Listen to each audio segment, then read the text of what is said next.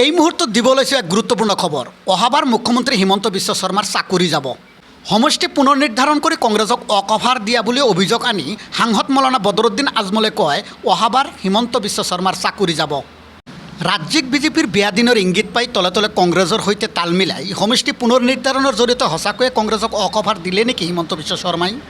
হিচাপে কংগ্ৰেছ আৰু বিজেপিৰ ভিতৰত মেচ ফিক্সিং হৈছে। সিসকলে সদায় কৈছে যে আমি বিজেপিৰ বি টিম, এইটোৱে ক্লিয়াৰ হৈ গ'ল যে বিজেপিৰ এ নাই প্লাছ এ টিম হ'ল কংগ্ৰেছ। মানে সিসকলে দুইজনে স্বাৰ্থত চিন্তা কৰিছে, আমাৰ কোনো চিন্তা কৰাই নাই।